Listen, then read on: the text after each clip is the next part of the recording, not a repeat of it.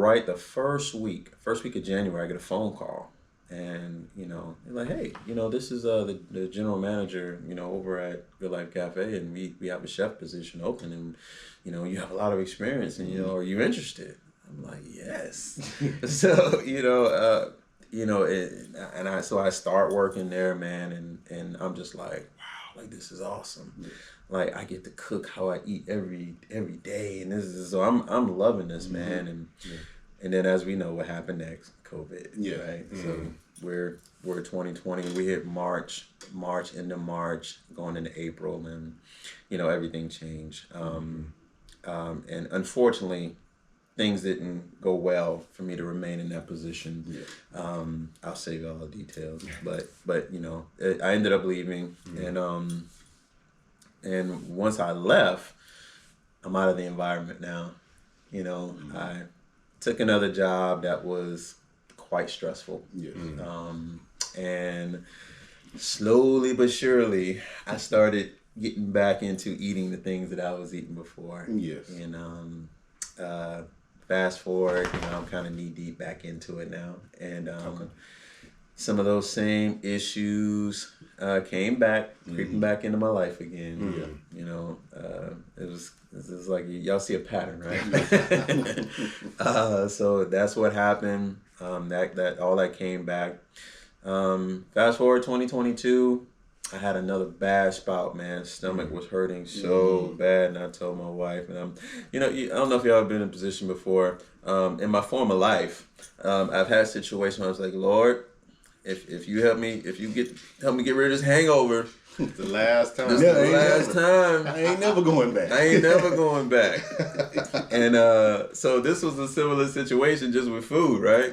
And but that was it, man. That was my moment. That was the summer of 2022, and I've been committed and haven't looked back ever since. That's awesome. And so I don't maintain my weight. And I don't even think about it anymore. Good.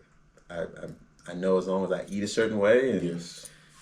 Do you still fast today, or like what's your fasting life like now? So now it's mainly I do intermittent fast regularly. We're gonna get you next time. Let's go. I do intermittent fast, pretty regularly. So that looks like typically I'm not. I usually don't eat till 2. Oh wow, something like that. That's aggressive, man. Yeah, what's your cutoff time? So I was recently, and I just broke this. I did it pretty much for the whole month of January. Yes. I was doing. I was fasting for 20. Mm-hmm. Was it 20? Yeah, I was fasting for 20 and eating for 4. Okay. Call that the warrior diet. Yeah. And that's rough. It's rough. I'll be honest with you, man. Yeah, that's an early cutoff, man. Yeah. Or that's a late. Yeah. I used to try to be 5 o'clock, 6 o'clock for the first meal. It'd be a long day. Mm-hmm. Fun at night, but real long day. Yeah.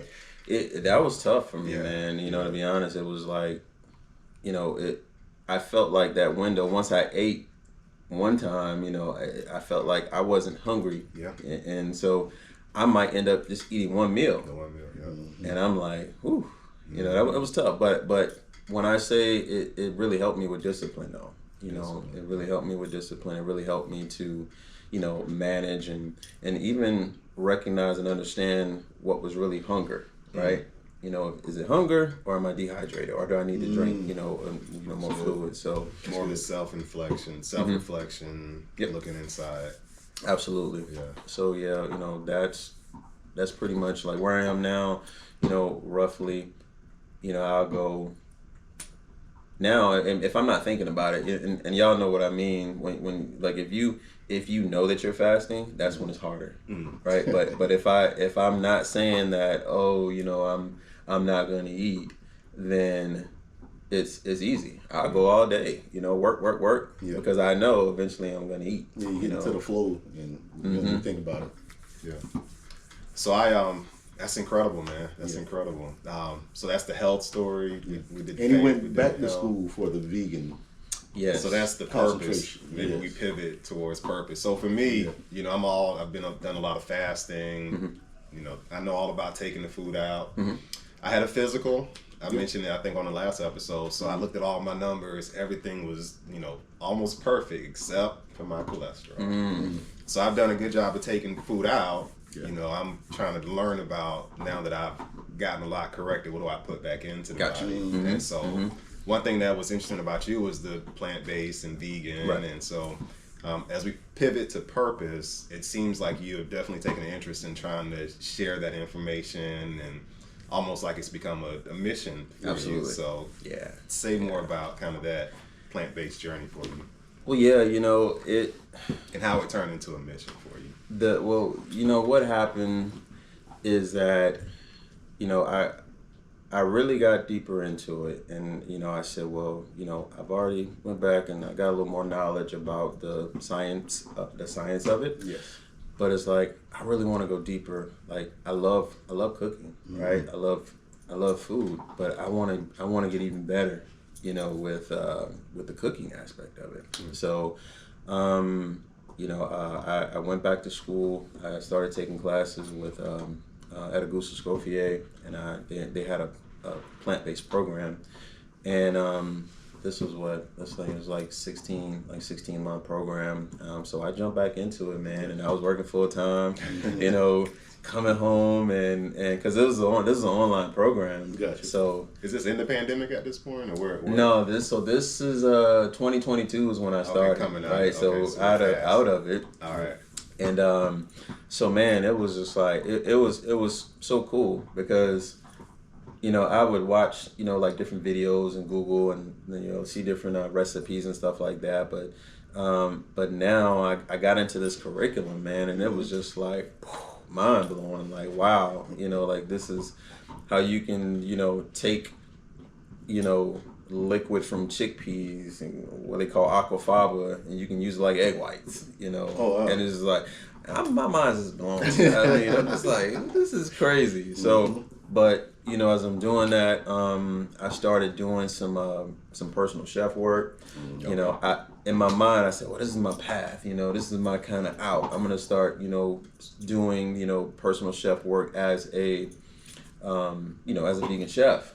So, and I realized real quick that wasn't my path. Not that it wasn't fun, but it was so time consuming. Yeah. You know, I had this much time already, you know, with school and life and family and, you know, church and all that. I just couldn't balance it. I was like, nah, this ain't my path. So, you know, from that point, man, I noticed, man, people were asking me so many questions. Like, people wanted to know, like, hey, you know, you into that plant-based stuff, right? And I'm like, yeah. I was just like, well, do you have a recipe for this, or tell me about this? And people just really started asking me, like, how do you do it? You know, I mean, and I was like, it's like, might be something here. You know, on the light bulb moment. Yeah, I'm like, you know, I think I might see a different path. Yeah. And so I just really, man, I started, you know, digging a little bit deeper, and man, I started intentionally putting myself in circles where, you know, it wasn't just searching, you know, for information, or, you know, now I'm intentionally being in a circles where people are asking me, and they're like, you know, they're looking at me like, oh, you know, like you might be able to help me. And I'm like, okay, cool. So I after, you know, in the midst of going to school, you know, I pretty much I ran into, there's the Physicians Committee for Responsible Medicine. I was involved with one of the communities through Dr. T. Colin Campbell's whole communities, and there was a gentleman, you know, in there, and he was like, "Oh man, so you're a chef?" I was like, "Yeah," and he was like, "Man, have you ever heard of Food for Life?" And I was like, "No, dude, what's that?" And he was like, "Oh man, I think you'll love it because you're teaching, you know, these cooking classes and you know, I teach like these live classes. You can teach online or you can teach in person." And I was like, "Oh man," I was like, so, and this was actually around 20. This was like 2021, but you know, it was just kind of like a seed planted. Yes. You know, and you know, so 2023 going into 2024, I ran across and it ran across my mind. So I did a Google search, and they were accepting applications, and so I submitted my application on the very last day that I could. Let me just slide this right over. Yeah, you know, I'm working on the procrastinating thing, but we'll work on it tomorrow, man. Yeah. I waited till the last minute, man, and I got it in literally probably like minutes before the deadline. Yeah. So fast forward, they had an interview with him and talked, and, you know, and they said, "Oh, we think you'd be a great candidate," and they accepted me, you know, into the program. And so last year I completed the course, and Food for say the name. so it's called Food for Life. Food for Life. Food for Life. It is a program through the Physicians Committee for Responsible Medicine. So the Physicians Committee for Responsible Medicine is a nonprofit out of DC.